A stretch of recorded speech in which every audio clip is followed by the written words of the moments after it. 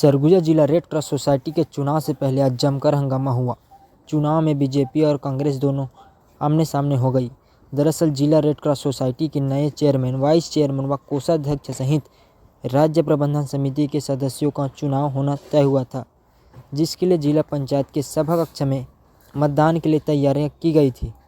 जिला red cross society के वर्तमान चेयरमैन आदित्येश्वर शरण सिंहदेव एक बार फिर से चेयरमैन पद के लिए उम्मीदवार थे, लेकिन सुबह चुनाव प्रक्रिया शुरू होने से पूर्व ही दूसरे पक्ष के उम्मीदवारों के द्वारा रेड क्रॉस सोसाइटी के वर्तमान संगठन पर भ्रष्टाचार करने का आरोप लगाते हुए जमकर हंगामा प्रारंभ कर दिया।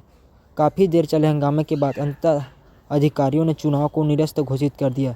क्या है कि मेंबर नहीं बना पाए, नए मेंबर बने, उसमें भी दिक्कत हो रही है, वो समझ नहीं आता। फिर कहते हैं कि मेंबर्स की स्क्रूटनी करने का, दावापत्ती करने का मौका नहीं लगा। अरे 17 दिन की दावापत्ती हुई, तब क्या आप सो रहे थे? और फिर कहते हैं हम लॉ एंड ऑर्डर मेंटेन नहीं कर पाए। आज इस परिसर में, जिला पंचायत के परिसर में कम से कम 20 से अधिक पुलिस वाले उपस्थित थे। 15-20 लोग आके हल्ला गुल्ला करके यहाँ से चुनाव को स्थगित करा देते हैं और जिला प्रशासन मौन रहता है, कहता है हम लॉ एंड ऑर्डर मेंटेन नहीं कर पाए। तो ये किसकी कमी है और ये क्या मंशा है, ये साफ होता है। हम लोग तो यहाँ सोशल बॉडी के चुनाव के लिए आए थे।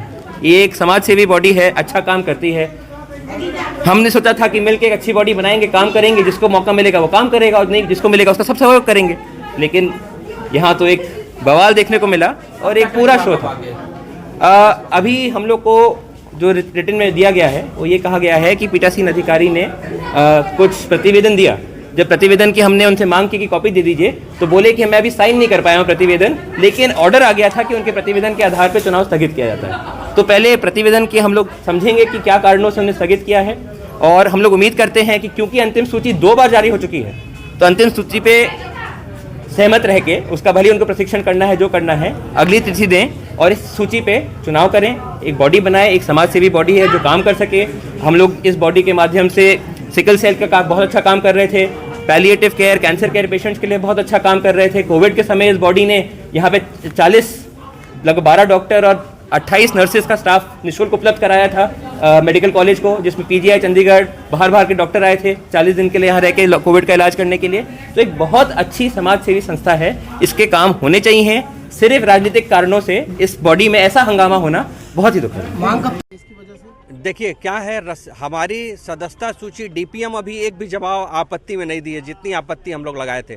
498 तकरीबन 500 सदस्यों की सूची मैं स्वयं दे के आया था और डीपीएम ने कहा कि सर शाम को आपकी रसीद के लिए उपलब्धता बता दूंगा, आप शाम को रसीद कटवा दीजिएगा।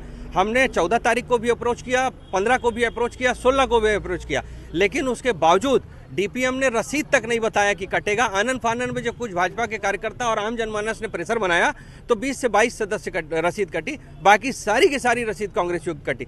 ऐसा पक्षपातपूर्ण रवैया बना रहे हैं जैसे भारतीय जनता पार्टी सरकार में नहीं है और आम जनमानस के लिए सरकार चल ही नहीं रही। आप ये देखिए कि कलेक्टर प्रशासन, जब माननीय कलेक्टर सरगुजा ने पहले भी इसमें हमने आपत्ति दर्ज की थी, तो जब उन्होंने इंस्ट्रक्शन दिया था डीपीएम को, उसके बाद भी वो झूठ बोलकर चले गए। क्या कारण है कि वो झूठ बोल रहे हैं? संशय का विषय है, जांच का विषय है और मैं इसके लिए राज्य शासन को शिकायत भी करूंगा कि इसके चुनाव के दृष्टिकोण से बिना पक्षपात के पारदर्शी चुनाव हो, आम जनता भी जुड़ सके, चूँकि सेवा का विषय है और हर एक आदमी चाहता है, चूँकि रेड क्रॉस के कैंप भी लगते हैं, ब्लड डोनेशन भी होता है। तो जब ये सेवा की भावना सबके लिए है तो कानून भी सबके लिए बराबर है। उत्तेजित होकर तानाशाही रवैया के साथ चुनाव नहीं लड़ा जाता है। हमने इसको स्थगित कराने की मांग की और कलेक्टर सरगुजा ने इसको स्थगित कर दिया।